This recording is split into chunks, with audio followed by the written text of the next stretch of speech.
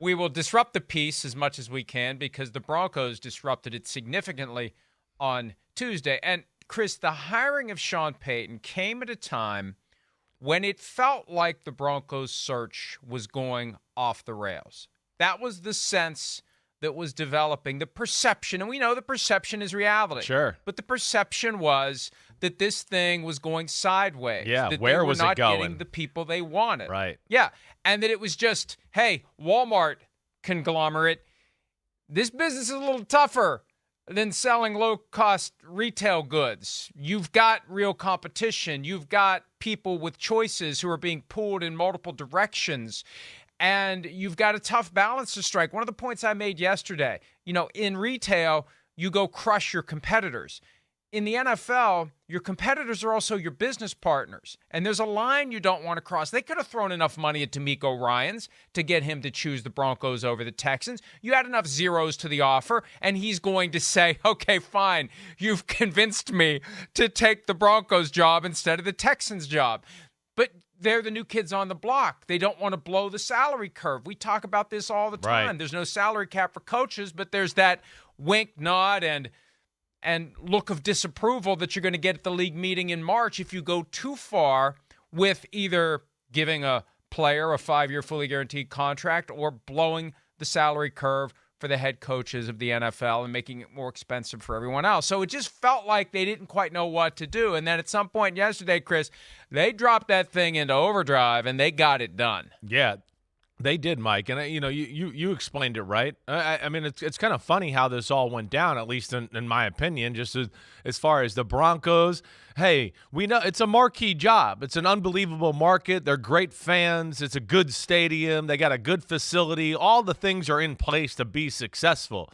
Yeah, and then, of course, like you're talking about, the owners being there, everything.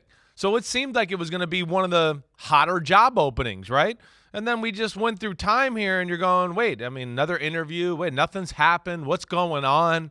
Oh, this is taking a little longer than I thought with all the money the Penners have. And hey, we got a Russell Wilson and a defense and some weapons to play with. Man, it all looks positive. What is the issue? And then you started to hear some of the rumors that, you heard, I heard, whatever. True or not, I don't know. But it started to appear that it was, things weren't on the right track. It was a little bit dysfunctional. And then it goes to full circle back to Jim Harbaugh this weekend, right? Where you start to hear the Jim Harbaugh stuff. And there's conversations between the two there. And now it's Sean Payton. So, yeah, it did seem like maybe they got desperate. Whatever didn't happen, whatever. But they made big moves at the last moment here and clearly got the best coach available, in my opinion, in Sean Payton. And before we pivot fully to Payton, the Harbaugh stuff should not be underestimated. No. There's a story to be gleaned and reported. And I just made a point earlier in a post at PFT about the 1-year anniversary of Tom Brady's fake retirement. By the way, happy anniversary, fake Tom. anniversary. Where, as you and I were pulling the threads and pushing the truth to everyone late last February, that's really kind of when it started. Remember, we actually got on the phone and compared notes over the weekend. How do we want to couch this? How do we want to present this? Because you and I were both hearing in our own separate worlds enough that it was coming together. It's like, there's something here, folks. That's an example of the stuff that the usual suspects in the NFL information trafficking industry don't share with us. They tell us that DeMeco Ryans is going to be the next coach of the Texans 15 minutes before the Texans announces. They tell us that Sean Payton is going to be the next coach of the Broncos 15 minutes before the Broncos announce it. The real journalism in this space, and Jay Glazer told me this years ago, happens when we find out the stuff they don't want us to know. So, what really happened between the Broncos and Jim Harbaugh falls into the category of stuff they don't want us to know. But, Chris, when Greg Penner gets on the plane and goes to Ann Arbor, not Jim Harbaugh, comes from Ann Arbor to Greg Penner. Right. And Greg Penner, the CEO of the Broncos, the former CEO of one of the most powerful companies in the world, when he's the one who schleps to Michigan in January to meet with Harbaugh, that tells you something. Exactly. They wanted Harbaugh. 100%. And now, we're just doing our due diligence. Bullshit. No, Sorry. agreed, Mike. A challenge flag on that, too. There's more. There was more to it. And there's a hell of a story to be told on how the Broncos ricocheted around from Harbaugh to DeMeco Ryans to Sean Payton, back to Payton, this way. And Right. I really do think at some point yesterday, someone at team headquarters pounded a fist on the table and said, we look like idiots. We got to get a deal done. Well, yes, and I mean you're saying it right too, and you don't make that trip unless you're extremely serious. And from everything I know in the situation is that Harbaugh was the number one choice, or the guy that they seriously were looking at this weekend. How it went back full circle to him and all the other, things that gone on in this whole conversation. I don't know, and you're right. It's a great story to be told, and I'm sure we'll hear little bits and pieces of it. But, from what I've heard, that yes, that was a serious conversation, and that Harbaugh was considering going to the Denver Broncos once again, and he hemmed and hawed and yesed and noed and then yesed and then noed and then didn't do it. And then I don't know if it was that moment when they went, okay, we didn't get him, we got to go get Sean Payton. Why it was in that order, I don't know either. I don't know. Again, Sean Payton would have been the number one pick. Maybe it was just that order because of the draft picks. Of course, that was a huge part of this whole conversation, the compensation to the New Orleans Saints. But, Mike, I'm with you, and I know that, yes, Harbaugh and the Broncos, that was more than just flirting together. That's for sure. You could get Harbaugh, a proven NFL head coach who came in and turned around the 49ers right away and has done a very good job, especially in recent years at Michigan, for no compensation to anyone. Yeah. That's part of the analysis. And also, how much would you have paid Harbaugh versus how much are you going to pay Payton? That's part another of it big as well. part But of it, too. You're right, they Mike. decide to circle back to Sean Payton and get the deal done with the Saints. The first round pick that the Broncos got from the Dolphins when the Dolphins acquired Bradley Chubb. Now, it wasn't the Dolphins' original pick. That was forfeited as part of the Sean Payton, Tom Brady tampering from last year. Many tentacles and threads tying these various stories together.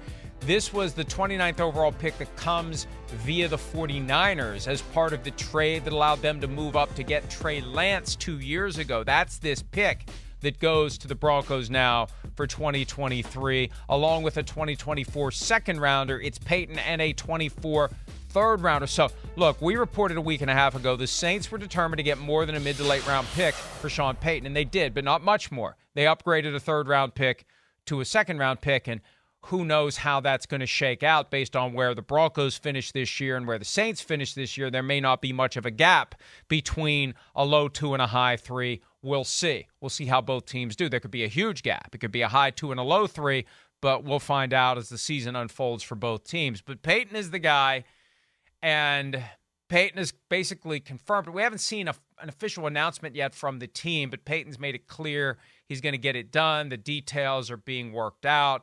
It's clearly the guy that the Broncos want. They can't allow this to be screwed up now. And, hey, Chris, I think back to 2 years ago, right after the Super Bowl, after Russell Wilson looked miserable in the suite sitting with Roger Goodell, watching Tom Brady and Patrick Mahomes. Yeah, another difference. PM. Yeah. Peyton Manning hasn't played in 7 years. PM, that's it. PM, and it's right. Broncos. I got Broncos on the brain. Great quarterbacks on the brain.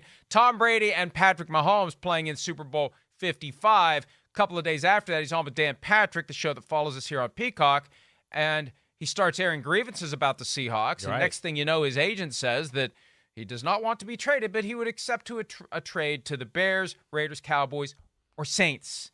And who was the coach of the Saints at the time? It was Sean Payton. So finally, Russell Wilson gets what he wanted 2 years ago.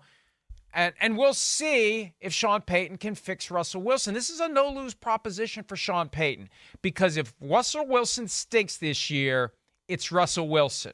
We could say after last year, maybe it's Russell Wilson, maybe it's Nathaniel Hackett. We don't know. This year, if Russ doesn't get it done, it's not going to be because of the coach. It's going to be because of the player. Yeah, definitely. I mean, the Broncos, they hit it out of the park here. You know, whatever it is, they got the best coach available in Sean Payton. He's one of the best minds on the offensive side of the football that we've seen in the last 20, 25 years in the league, let alone being in the conversation for one of the best head coaches in football, too. true, like, general of the ship type of guy here. The guy that's going to walk into that building there, and they're going to be like, whoa, we haven't had anything like this in a long time.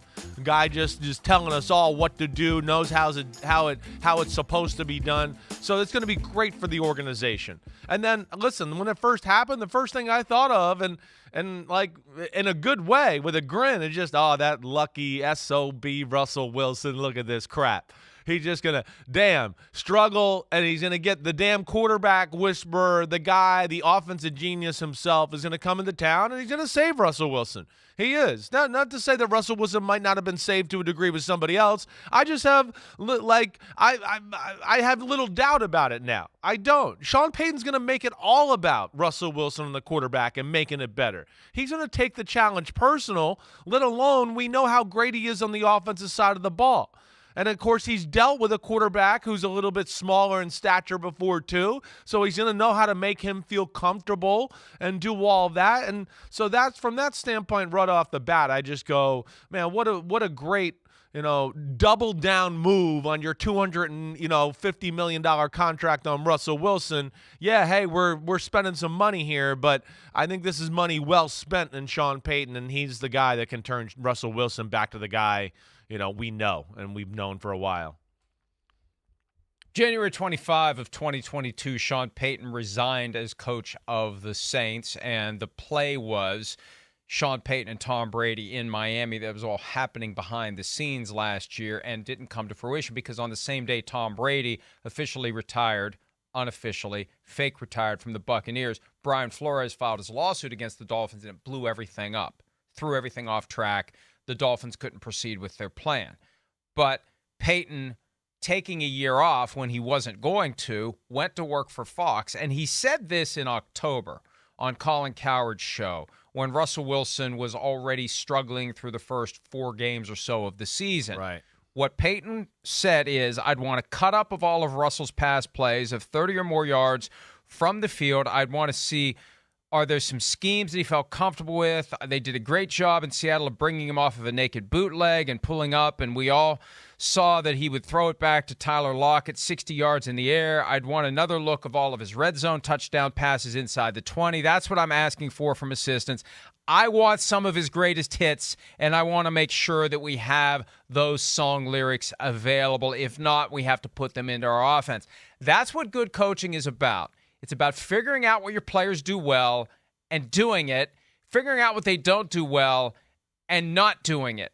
And there's a good chance that last year, even though Wilson's the one who got the blame, it's a good chance that he was being asked to do things that don't fall within his skill zone.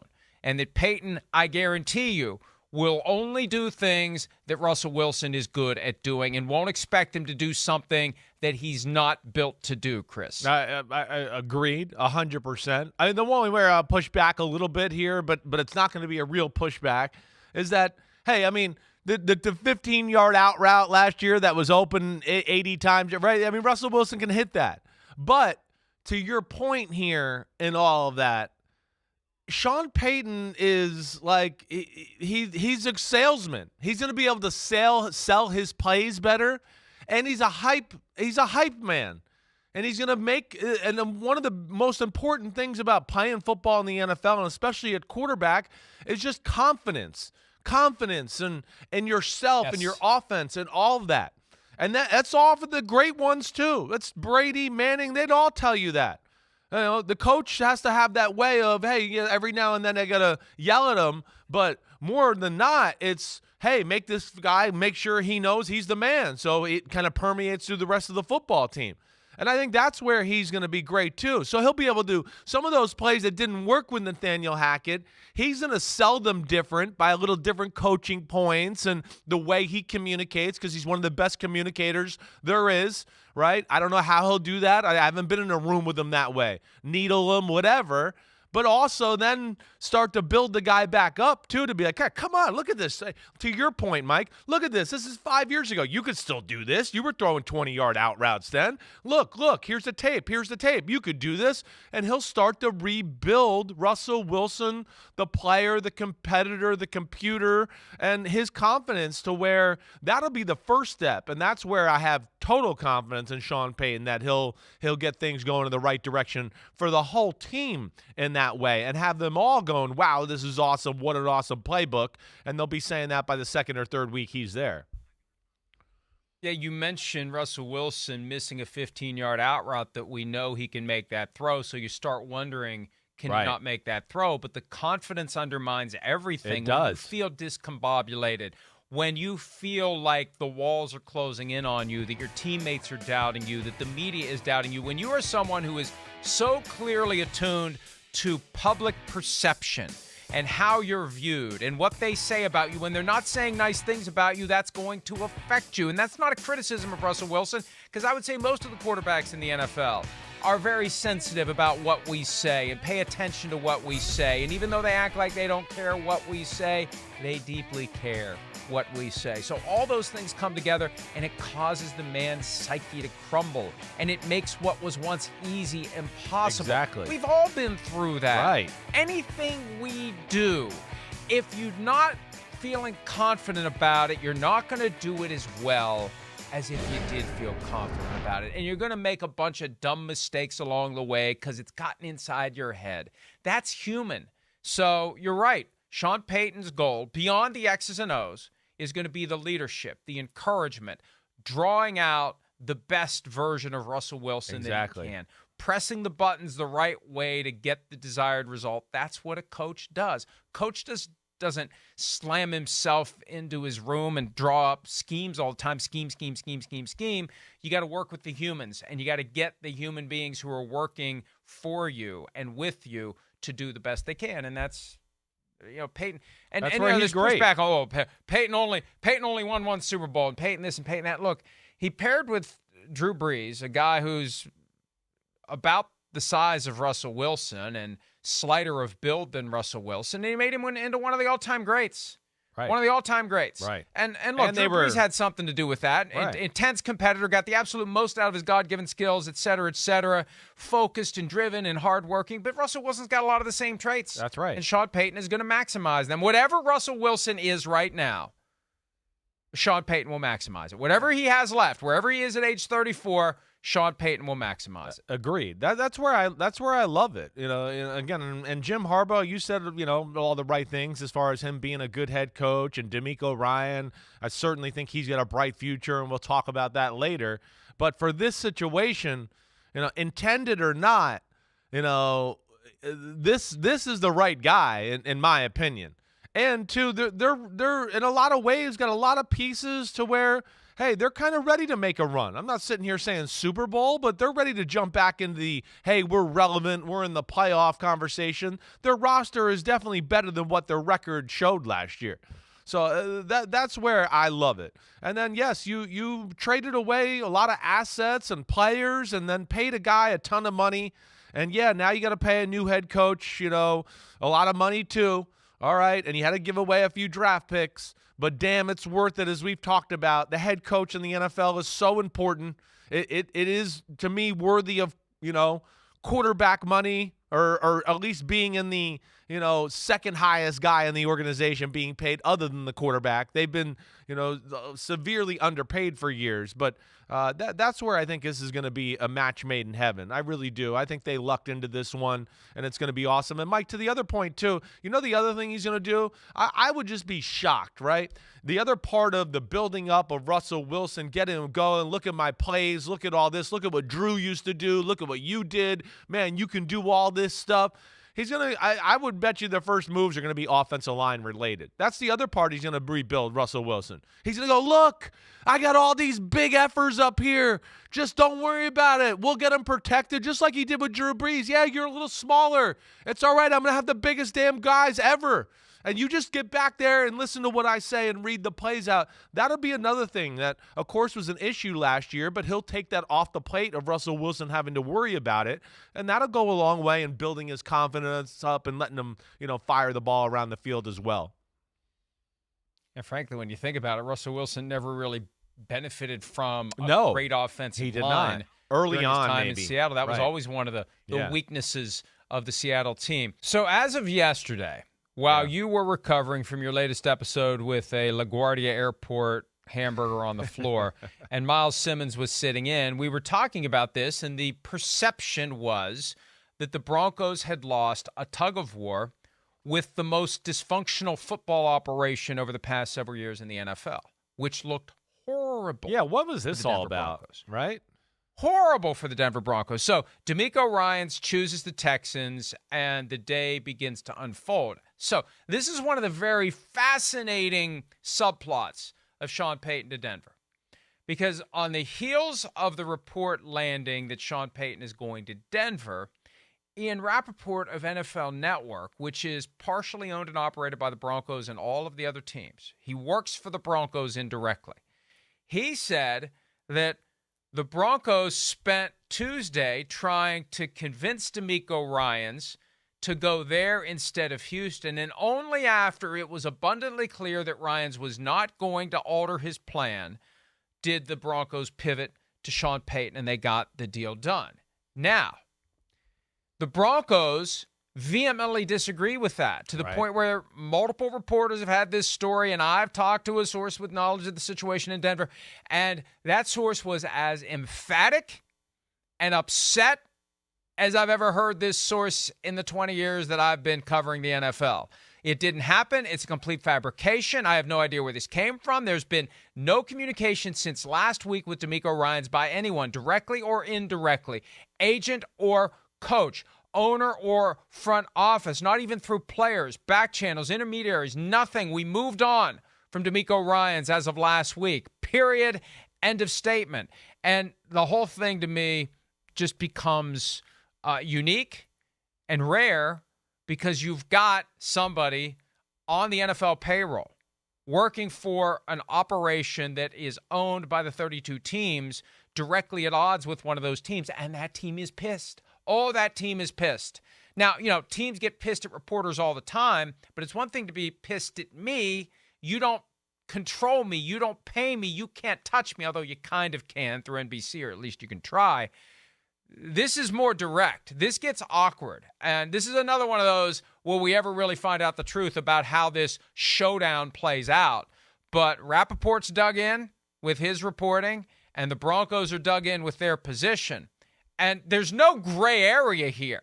The Broncos have taken such a strong position in response.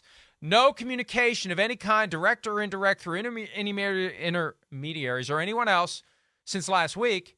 And the other report being, basically, they scrambled yesterday in a last-ditch desperate effort to get DeMeco Ryans, and only after that happened did they go to Sean Payton. That makes for – look, if Rappaport's report's true, and I'm not here to arbitrate or mediate or otherwise litigate those two reports, but if his report's true, they had one hell of a Tuesday. Think about it. They spent Tuesday morning trying to beg DeMeco Ryans to come to coach their team, and then they fire up the engine to get a deal done with the Saints, fire up the engine to get a deal done with Payton. That's just one hell of a busy day. I suspect they needed multiple adult beverages by the time Tuesday was over, if that report is true, because that is one full-ass day, Chris. It's hard for me to when I first heard it, to wrap my head around that and think that was true. And then I just started doing some digging myself. I mean, I started to text some people that I knew might know some things about the situation. I never got the sense from people I know in the situation that was real, all right? Again, I'm not trying to sit here and say Ian Rappaport, he does a great job and all of that. But, one, it doesn't, just as a guy that follows football, it didn't make sense. I'll just say that right off the bat. I mean, DeMeco Ryans to the Texans, I think we all knew that for the last 5 or 6 days that was kind of going that way. I don't think that was big news yesterday, right? So we all had a feel for that there. And then, as I said, a little earlier, and I think you've kind of heard the same thing here, from everything I've known from multiple people here, is that it went from Harbaugh, then right to Sean Payton. Didn't work with Harbaugh, right to Sean Payton this weekend. So that's where, again, not saying I totally know here, but I know some people that know some people, and I certainly didn't seem to get that side of the story when I started digging. I almost feel like, just thinking back over the past few weeks and the way that everything developed, because we're in a position where we're constantly watching and assessing and assimilating, I feel like it started Payton. Well, it actually started Harbaugh, kind of shifted to Payton, went back to Harbaugh. Then, as of a week ago, Ryans was their guy. Right. And then they found out Ryans was choosing the Texans. Exactly. Back to Harbaugh. Right. Back to Payton. So it's just this weird kind of wave that happened. They started with the big names. Then they realized maybe we'll go with the up-and-coming guy. The up-and-coming guy says, sorry, I'm picking the Texans instead. Then it's back to the big names. And it was Harbaugh, then Payton. And they just finally decided. They're never going to tell us the truth here. But I just think they decided yesterday, we look like buffoons. I would agree with that. We have got to drag a whale into the boat, not just a marlin or a little shark. We got to get a whale, and we got to land that whale, because it looks like we don't know what we're doing. Yeah, I would say that too. It definitely has that look to it, a little bit of like, wait, there's a lot of rumors out there, signs of dysfunction, blah, blah, blah, blah, blah, and you're starting to go, damn, Broncos, what the hell, who are they going to hire here? I mean, interviewed quite a few people and just got no sense of where it was going. But I think in the end, they got it right. I don't care what the compensation is. I know it's a little expensive. They got a top-notch, awesome coach. And, I hear, what you said earlier, too, when people go, oh, he's only won one Super Bowl. Like they freaking grow on trees. Like, oh, he's like just easy. Like, oh, okay. I mean, come on. It's just a dumb comment to make. Winning a Super Bowl is not easy. It's the NFL. It's the most even league in all of the world's sports. There's nothing that's made more even than that. And then not only been in the Super Bowl, but knocked at the doorstep of the Super Bowl a whole bunch of times as well. And again, I know that's not winning the Super Bowl, but relevance and having a team that's at the top of the league in that conversation all the time, it does have some, there's some tangible, real value to that. And that's where Sean Payton's amazing. And it's going to change the dynamics of the AFC and the AFC West for sure with him in that division. One of the most impressive accomplishments in all of sports, in my estimation, has been what we saw from the Buffalo Bills from 1990 through 1990. Right. They go to the Super Bowl, they get their heart ripped out. What a loser Marv Levy is. How do they recover? Right. Well, but I'm going somewhere with this. They go back to the Super Bowl the next year. They get blown out. They go back to the Super Bowl the next year. They get blown out. They kept coming back. And I say that because when you think about Sean Payton's career arc in New Orleans, immediately he turned around a team that had been, for the most part of its existence, ass. Right. For the most part. Right. Immediately. On the heels of Katrina, a horrible tragedy that was visited upon the entire region. The one shining light as New Orleans and surrounding areas recovered from Katrina was the Saints, and how they went straight to the NFC Championship. Yeah, lost to the Bears, first right? Year. Straight lost to the Bears. And actually kind of like maybe they got a chance to win this thing against the Bears. Who knows? That's how good they were. Kept pushing, got to the Super Bowl and won it.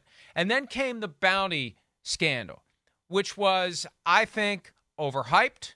I think overblown. I think the agenda was to create the impression that the league cared about player health and safety at a time when everyone thought the league didn't. Right. Concussion lawsuits were coming in by the day, dozens by the day. They overhyped it, over-trumped it, and threw Sean Payton out for a year. So then he comes back after being out for a year. The defense was horrible for a few seasons. They finally get the defense settled down. And think about what happened, 2017, Minneapolis Miracle.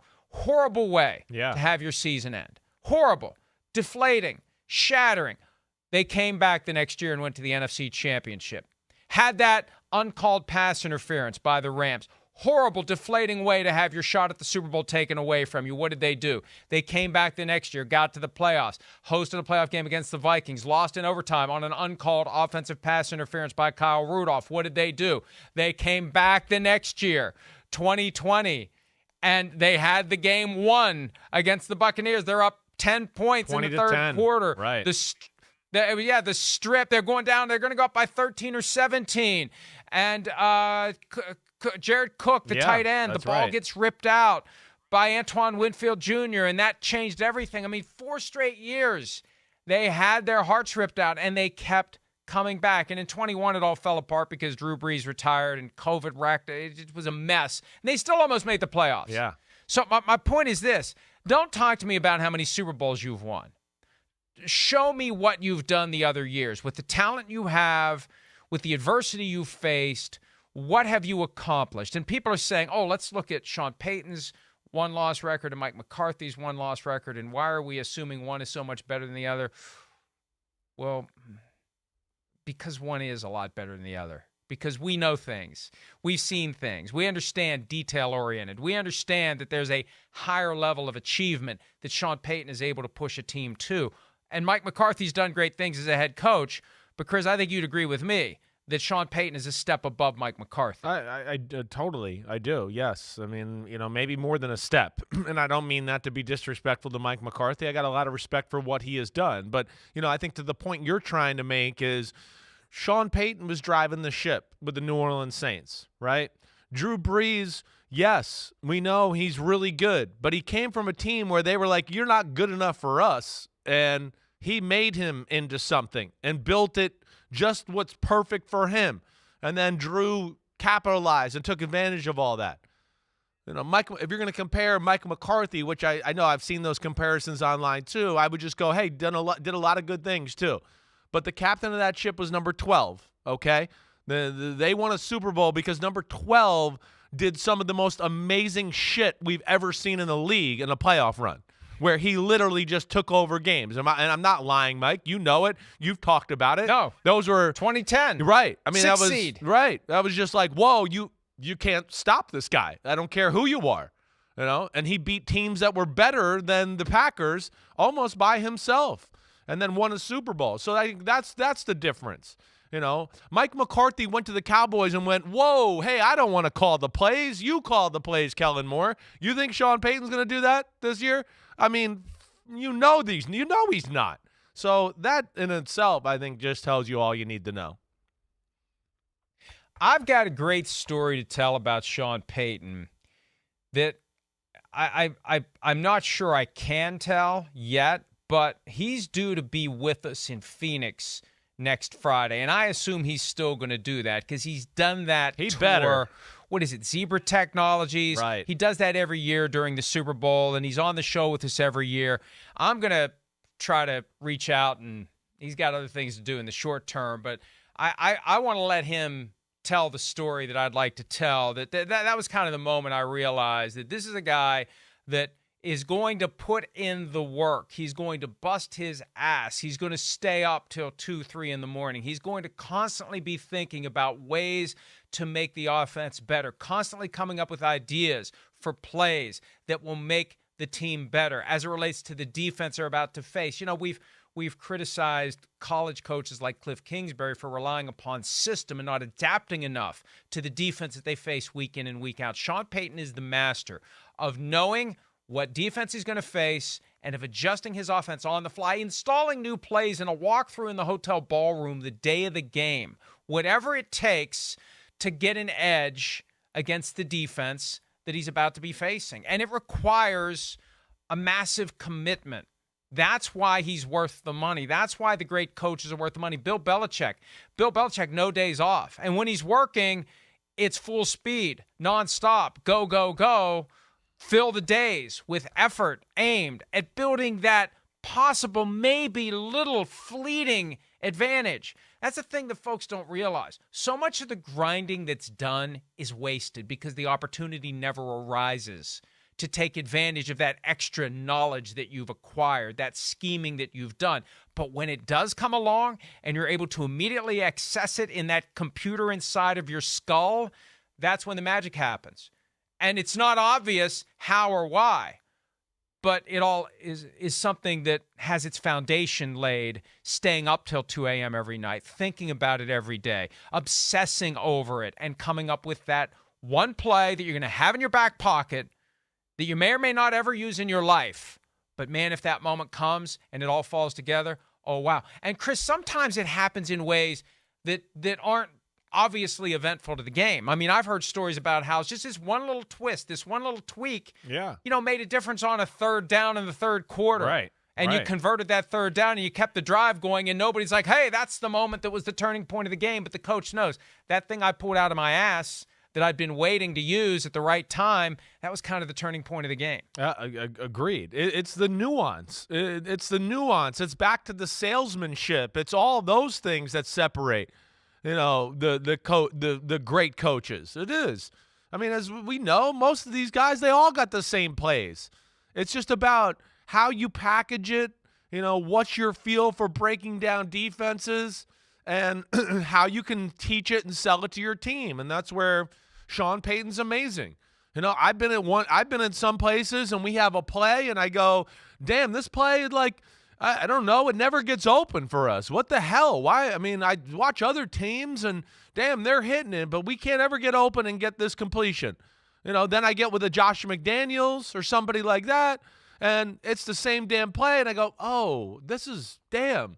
They're teaching the slot receiver against cover 3 to run the route like this, and then when it's cover 2, just a little different nuance to the route, but makes all the difference, and now the guy's open every freaking time we drop back. Ran the play 100 times a year before. Nobody was ever open, for Kerry Collins and the Tennessee Titans. Go to the Denver Broncos the next year. We call the play. Brandon Marshall's open to the same play every time we do it. And that's because of, yes, the nuance that you're talking about. And that's where Sean Payton's great. And then that's where he usually has really good defense on top of that. Because he's a great offense and knows all these nuances about that. He knows the defensive guys that have given him some issues, with his nuance and how he calls and packages plays. So that's another aspect that he'll bring to the team, to where, he's going to find a Greg Williams or a Dennis Allen, a guy that's creative and going to give offensive issues as well, to the other team's offense, and that's where he's great as well.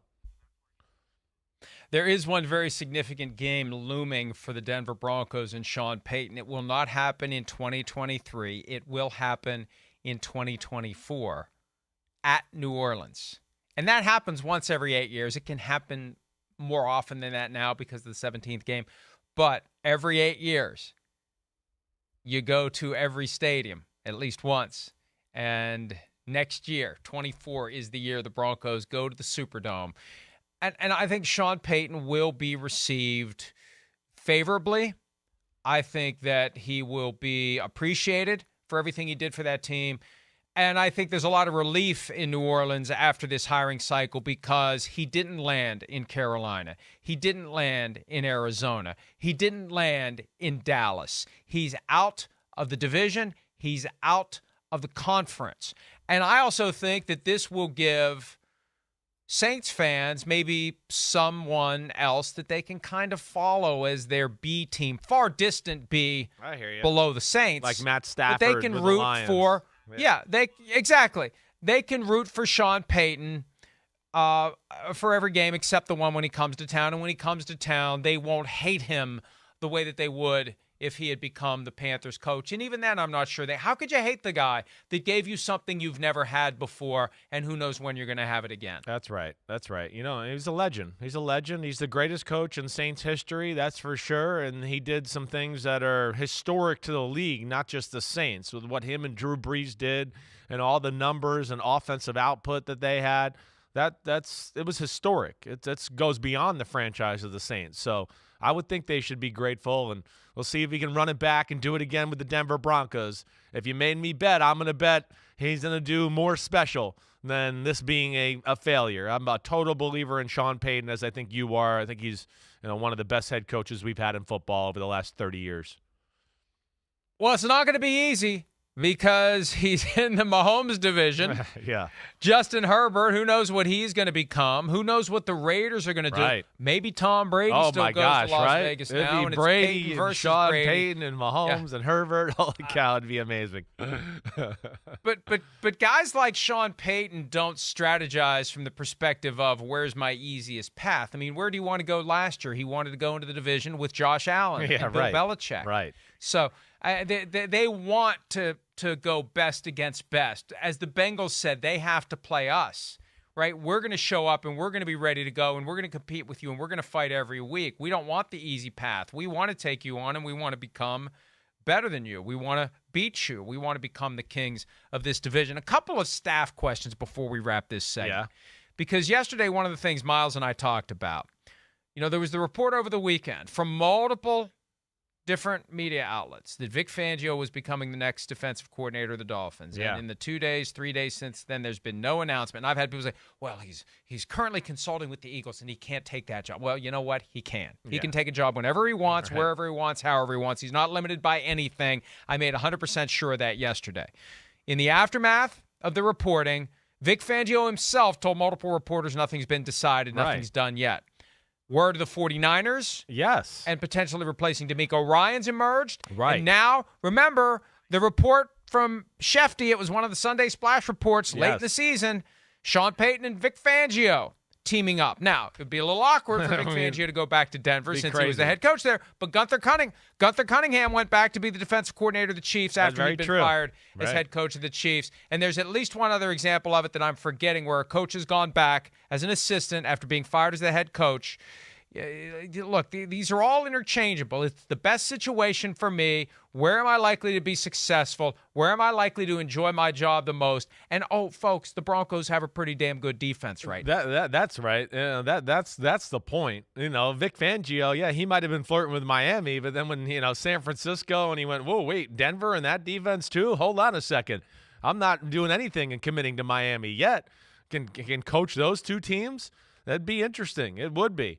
And I would think that would slow his roll down as far as, making a commitment to a team right here. Miami, we know, has some great young pieces for sure, but those other two teams, they're already set. You know you're going to have a great defense. It's just how great is it going to be? The Broncos dynamic is interesting, certainly. And I will say the Broncos their personnel, I think, fits more of his scheme, Mike. Again, Fangio's a little more 3-4 rooted, right, as we've discussed in the past, where the 49ers, they've been Seattle scheme rooted. It's 4-3, and it's a little bit more, hey, just get in your gap and let's be fast and explosive. So I'll be interested. But that is a big thing to happen here soon. Vic Fangio, it is one of the great defensive minds in football the last 20 years, and who he pairs up with is definitely going to have an effect on the rest of the NFL. And it's just amazing to me how many people think that the situation is like the typical two reporters with different sources, unnamed. You got Vic Fangio saying nothing's done yet. Yeah. And clearly nothing's done yet. It would have been done by now. If that report comes out on Sunday and he really is taking the job with the Dolphins, it's Wednesday, it would be done by now.